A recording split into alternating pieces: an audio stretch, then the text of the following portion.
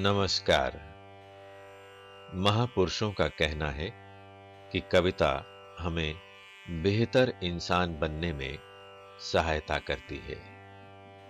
इसलिए ये जरूरी लगता है कि कविता सब तक पहुंचे, सब कविता को जानें और समझें। विशेष रूप से हमारी युवा होती पीढ़ी अर्थात किशोर बच्चे कविता से निकटता बनाएं तो एक बेहतर समाज के निर्माण में उनकी भूमिका सार्थक हो सकती है। किंतु ऐसा तभी संभव है जब हम ये जान लें कि कविता है क्या।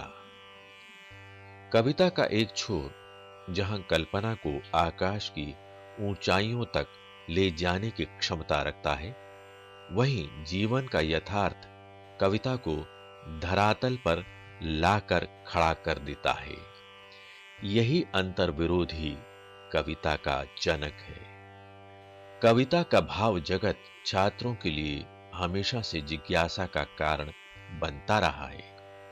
इस श्रृंखला के कार्यक्रमों में उनकी इन्हीं जिज्ञासाओं का उत्तर खोजने का प्रयास किया गया है।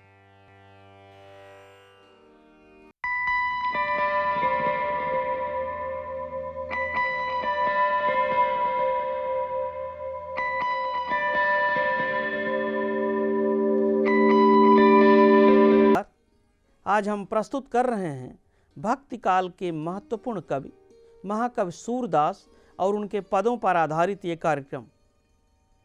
सूरदास के ये पद एनसीईआरटी की कक्षा 10 की हिंदी की पाठ्यपुस्तक क्षितिज भाग 2 में संकलित है। सूरदास के पदों से संबंधित महत्वपूर्ण बिंदुओं पर प्रकाश डालेंगे डॉक्टर अजय तिवारी। डॉक्टर अजय तिवारी दिल्ली विश्वविद्यालय के हिंदी विभाग में भाषा साहित्य का अध्ययन अध्यापन लंबे अरसे से करते रहे हैं। भाषा साहित्य के क्षेत्र में बड़े नाम हैं। उनके साथ बातचीत कर रहे हैं डॉक्टर हरिमोहन शर्मा।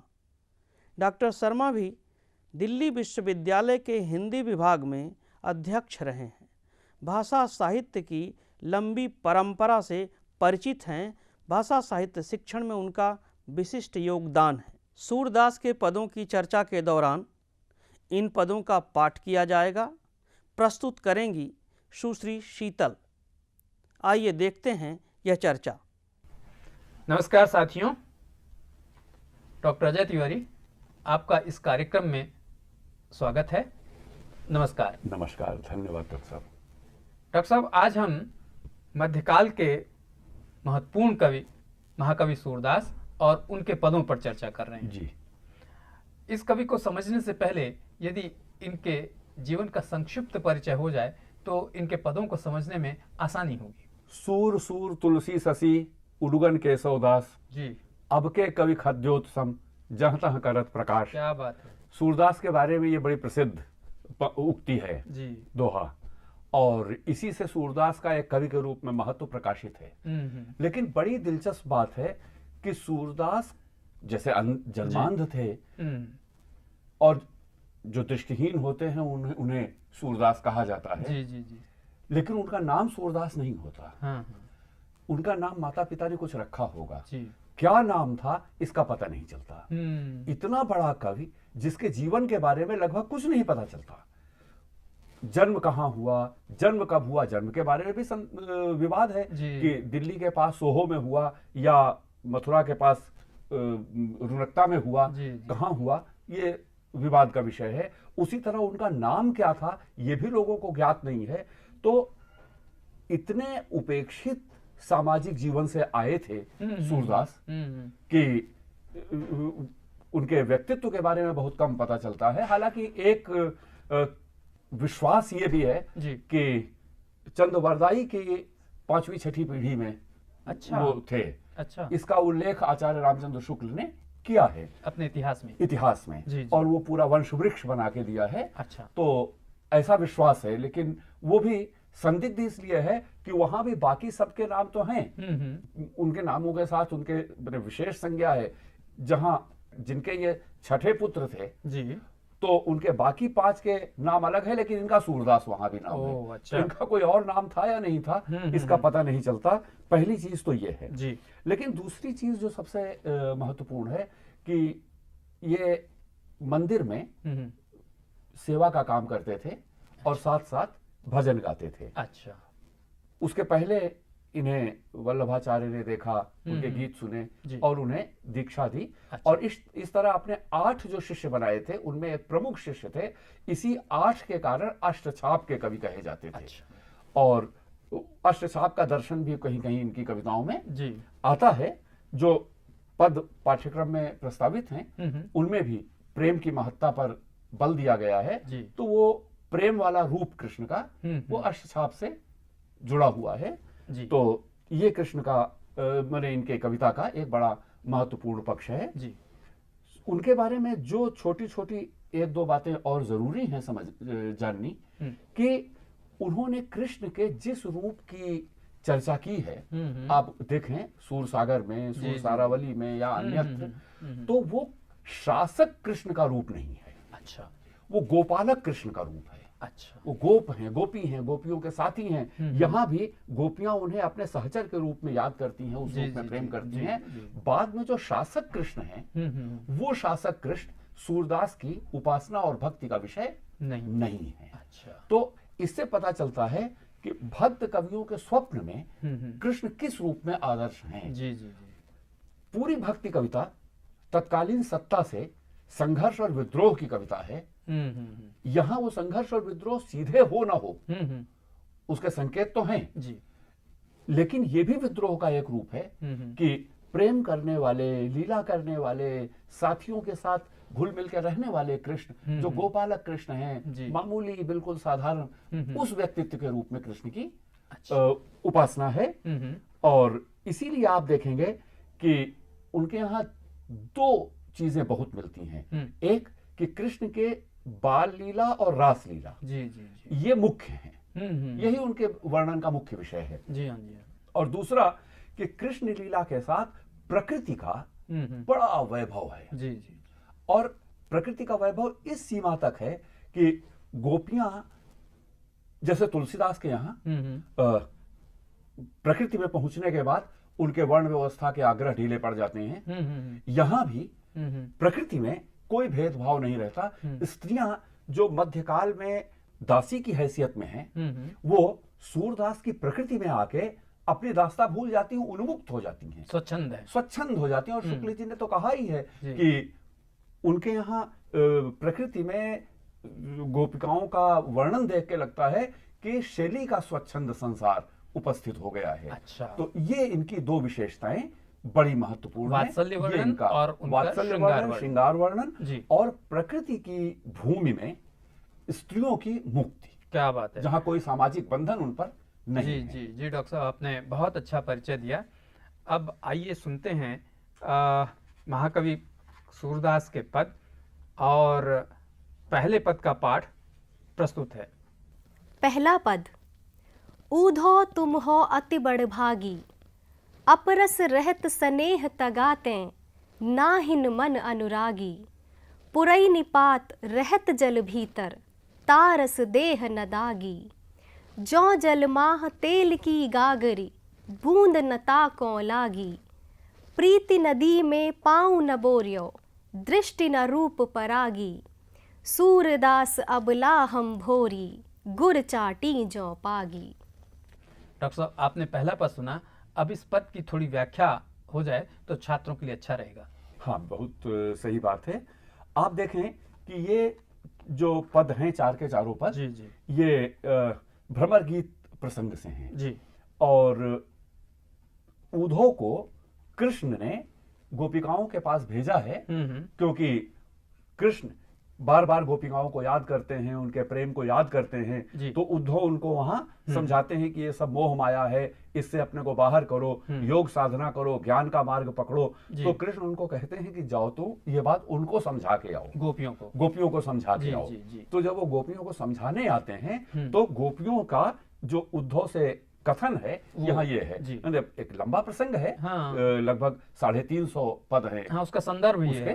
हाँ, तो यहाँ केवल गोपियों के 4 कथन जो अच्छा। उद्धव को उद्धव से कहती हैं जी वो हैं यहाँ पर हमारे साथ। जी तो आप देखें, उद्धव तुम हो अत बड़भागी। जी। तो इसमें बड़भागी में उलाहना भी है, व्यंग्य भी है। और ये अद्भुत बात है कि इनके इन पदों में बार बार व्यंग्य के रूप में उलाहना भी आता है। जी, जी। लेकिन उस व्यंग्य और उलाहना की एक विशेषता यह है कि वो जो गोपिकाएं चाहती हैं और गोपिकाओं को प्राप्त नहीं है, लेकिन उद्धव को प्राप्त है, तो अपने अभाव का संकेत भी उसमें वो व्यक्त करती हैं। वो तो उनके पास रहते हैं जी, मथुरा में जी। जी। तो वो बड़भागी हैं जी। गोपिकाएं उनके लिए तड़प रही हैं। हाँ, तो कृष्ण के गोपिकाएं भाग्यहीन हैं। जी अपरस रहत, और बड़भागी में यहाँ व्यंग्य ये है कि अपरस रहत स्नेह तगाते नाहिन मन अनुरागी। जी। तुम उनके पास रहते हो लेकिन स्नेह के धागे से बिल्कुल अपरस यानी अछूते रहते हो। जी। तुम्हें वो स्नेह छू ही नहीं पाता। और मन तुम्हारा उस अनुराग में जी ढलता ही नहीं। दूसरी पंक्ति जी। उसके लिए उपमा की तरह आई है। और यहाँ आप देखें कि एक कथन है और एक उसका उपमान है। हाँ। ये कला की विशेषता है। जी जी। पुरैन पात रहत जल भीतर तारस देह न दागी।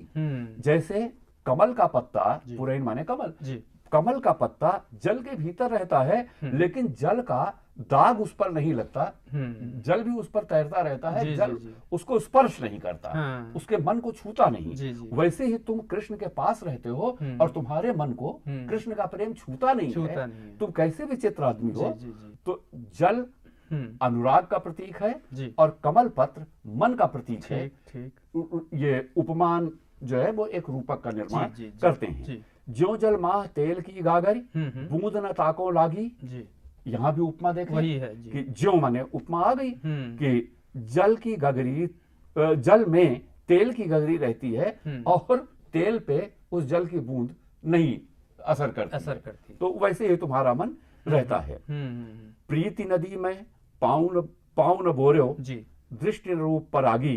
सूरदास अबला हम भोरी, गुर चीटी जो लागी। वाह। अब आप देखें यहाँ फिर प्रीति नदी रूपक है। प्रीति नदी में तुमने पांव नहीं डुबोया, पांव नहीं बोरा यानी डुबोया, जी। मैंने पांव तुम्हारा प्रेम की नदी में भीगा ही नहीं। जी, जी। और दृष्टि तुम्हारी उस कृष्ण के रूप से सिक्त नहीं हुई। मैंने तुम्हारी नजरों में कृष्ण का रूप बसा ही नहीं। तुम उससे सम्मोहित ही नहीं हुए। जी, जी, तुम ऐसे बड़भागी हो। क्या और बात है। बड़भागी में बड़ा भाग्य, बड़ा श्रेष्ठ भाग्य नहीं है, अभागे अभागे हो हो। कि कृष्ण के पास रह के तुम कृष्ण के प्रेम में नहीं रंगे। और सूरदास कह रहे हैं कि गोपियां कहती हैं कि हम अबला हैं, भोली हैं, भोली हैं। हम तो कृष्ण के साथ उसी तरह लगे हुए हैं जैसे गुड़ में चींटियां लगी रहती क्या हैं। बात है। कृष्ण गुड़ हैं, हम चींटियां हैं। क्या बात इस तरह गुड़ चींटी का संबंध कृष्ण और गोपिकाओं का संबंध है और कमल पत्र और जल का संबंध उद्धव और कृष्ण का संबंध। क्या बात है। आपने गुड़ और चींटियों का संबंध पहले पद में बताया। आइए सुनते हैं सूरदास का दूसरा पद। मन की मन ही मांझ रही, कहिए जाई कौन पे ऊधो, नाही परत कही। अवधि आधार आस आवन की, तन मन बिथा सही। अब इन जोग संदेशन सुन सुन, बिरहन बिरह दही। चाहत हुती गुहार जितहिते, उत तैं धार बही। सूरदास अब धीर धरहि क्यों, मर जादा न लही। आपने सूरदास का यह पद सुना डॉक्टर तिवारी। अब इस पद की थोड़ी व्याख्या हो जाए तो बेहतर होगा। हाँ डॉक्टर साहब, देखिए वो कहते हैं, यहाँ गोपिकाएं कहती हैं जी। कि जो हमारे मन में थी वो बात हमारे मन में ही रह गई। मन की मन ही मांझ रही। जी। मांझ माने मध्य, मन में जी मुहावरा है। जी। अब आप देखें कि मन की मन में रहना मुहावरा है। तो यहाँ मुहावरे का प्रयोग किया गया। ये भाषा की एक विशेषता है। जी। कहिए जाय कौन पे ऊधो, नाही परत कही। अब ये मन की बात जो मन में रह गई वो किससे जाके कहें, ये किसी से कही नहीं जाती है। जी। तो वो भाव ऐसा गहरा भाव है, ऐसा आत्मीय भाव है जो किसी से कहा नहीं जा सकता। जी। अवधि आधार आस आवन की, तन मन व्यथा सही।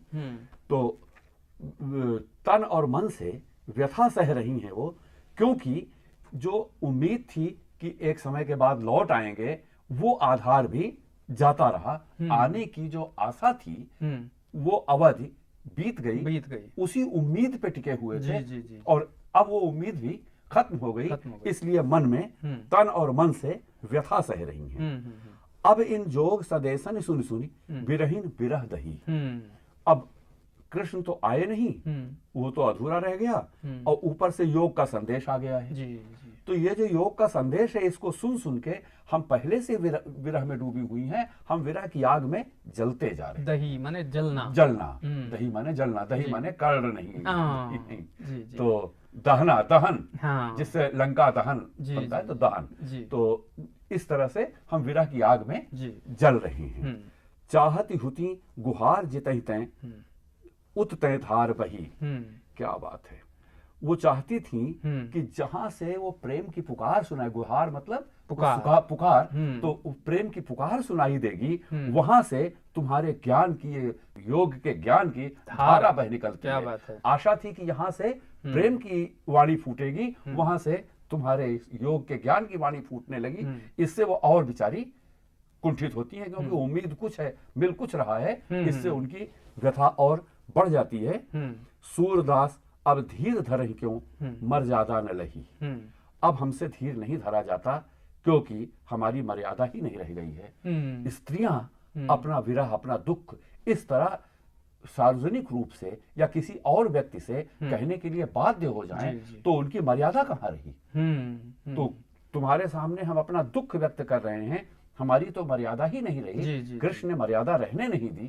तो अब हम यहाँ डॉक्टर साहब, मैं एक बात बताना चाहता हूँ कि इसके पाठ में थोड़ा भेद है। अच्छा। ये कोई और पाठ है, और जो भ्रमर गीत सार में है उसमें ये पंक्ति नहीं है। अब इन जोग सदेशन सुन सुनी विरहीन विरह दही, ये पंक्ति वहां नहीं है। अच्छा। चाहत हुती गुहार जितहि तै उततै धार बही, इसके बाद वहां पंक्ति है, अब यह दशा देख निज नयनन सब मर्जाद ढही। अच्छा, ढही। वहां ये पंक्ति है। हाँ, सब मर्जाद ढही। अच्छा। और इस तरह दो अलग अलग पाठ इसके मिलते हैं। जी। मर्यादा के ढहने के बाद हम और आगे व्याख्या करें, इससे पहले सुन लेते हैं सूरदास का अगला पद। हमारे हरि हारिल की लकड़ी, मन क्रम वचन नंद नंदन उर, यह दृढ़ कर पकड़ी। जागत सोवत स्वप्न दिवस निसी, कान कान जकरी। सुनत जोग लागत है ऐसो, जौ करुई ककरी। सुतो व्याधि हम कौले आए, देखी सुनी न करी। यह तो सूरत नहीं ले सौंपो, जिनके मन चकरी। अभी आपने डॉक्टर साहब सूरदास का ये पद सुना। इस पद से संबंधित जो जानकारी हमारे विद्यार्थियों को दे सकें तो बेहतर है। हाँ डॉक्टर साहब, ये पद कई दृष्टियों से महत्वपूर्ण है जी। इसमें दूसरे तरह के उपमानों का उपयोग किया गया है। हमारे हरि हारिल की लकड़ी।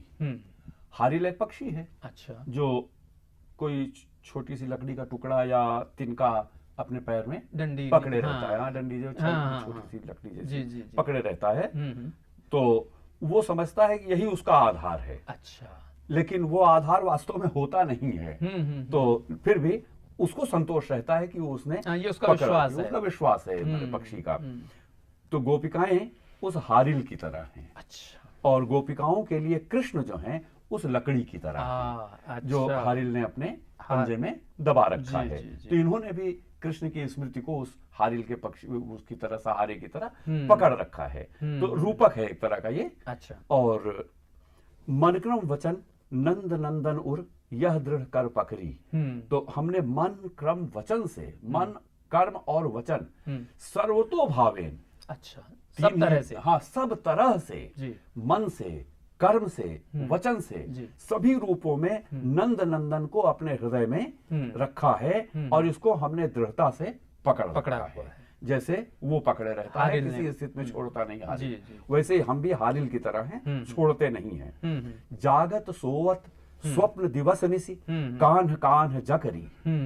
जागते सोते रात दिन हम सिर्फ कान्ह कान्ह की रट लगाए रहते हैं। जक माने रट। जग माने रट, आ, तो जग लगाए रहते हैं, केवल कृष्ण के नाम की माला ही जपते रहते हैं। अच्छा। और होशो हवास में नहीं, जागते हुए ही नहीं, सोते हुए भी, जाने अनजाने, स्वप्न में, दिन में, रात जी में, जी जी। तो कृष्णमय हैं, इसीलिए वो सर्वतो भावेन है, यानी सब प्रकार से हैं।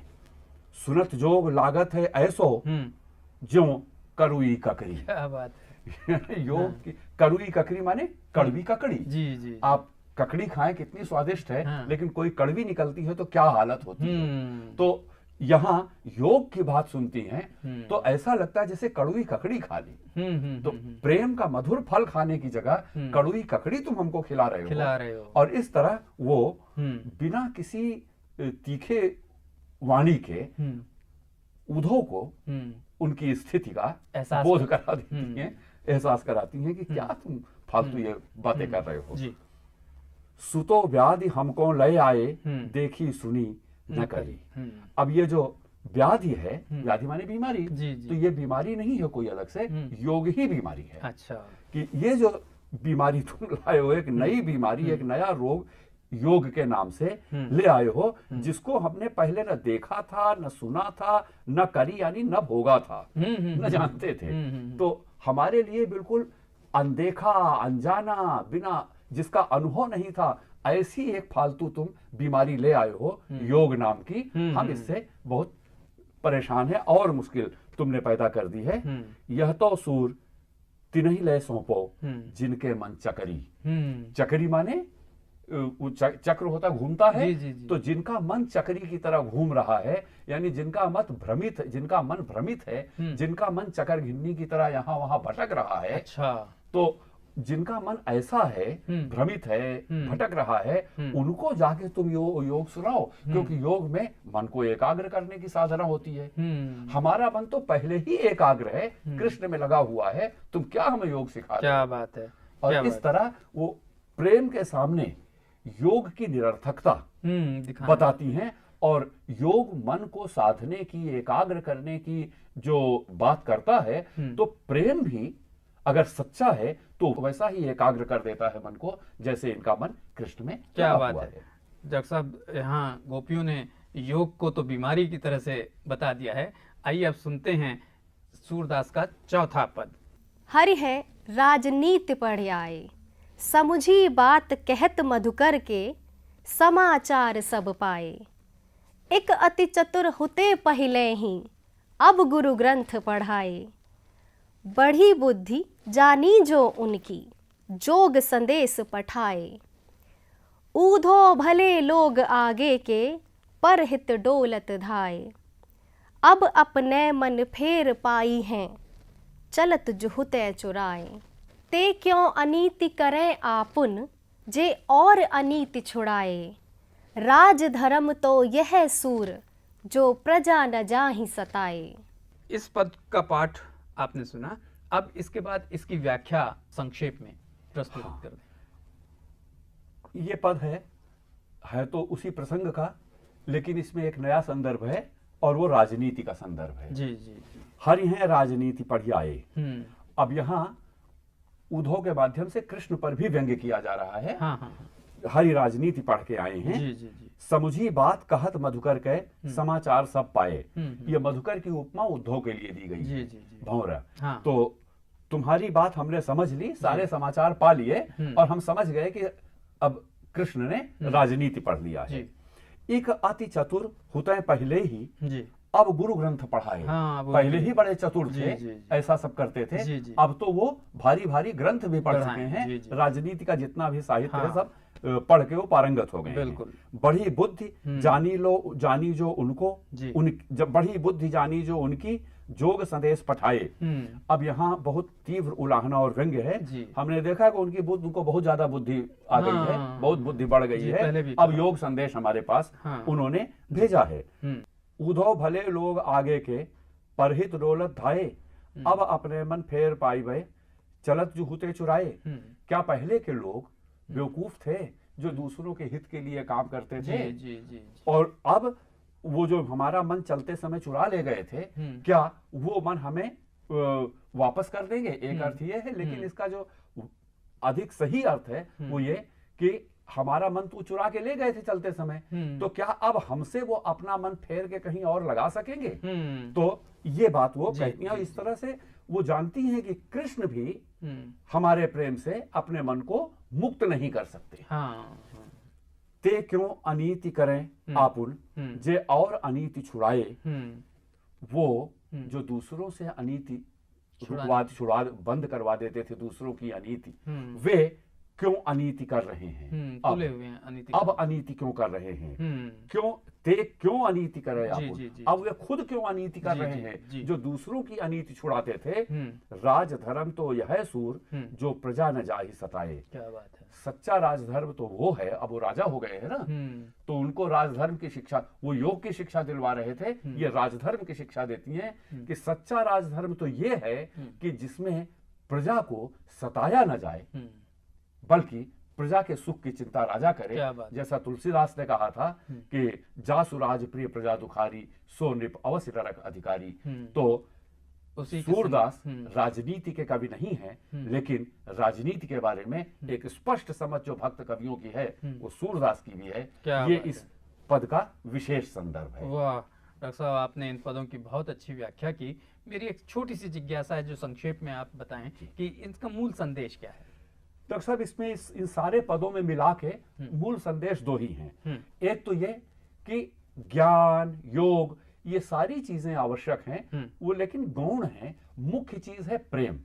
जब तक प्रेम आधार नहीं है, तब तक इन बाकी चीजों का कोई महत्व नहीं है, वो मनुष्य के लिए उपयोगी नहीं है। और दूसरी चीज है कि अगर प्रेम सच्चा है तो वो जैसे गोपिकाओं में होना चाहिए, प्रजा में होना चाहिए, राजा में या कृष्ण में या ईश्वर में भी होना चाहिए।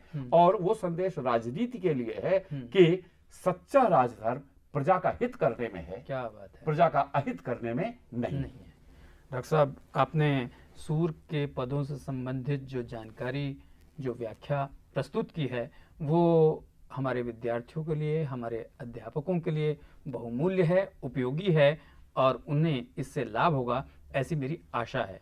आपका बहुत बहुत धन्यवाद। धन्यवाद डॉक्टर साहब। नमस्कार। नमस्कार।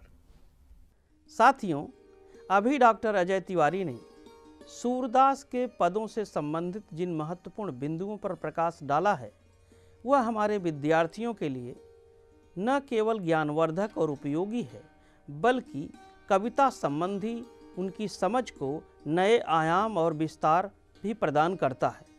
फिर भी आपके मन में कोई प्रश्न, कोई जिज्ञासा हो तो आप अपने साथियों से, अपने शिक्षक शिक्षिकाओं से चर्चा करें, हमें भी पत्र लिखें।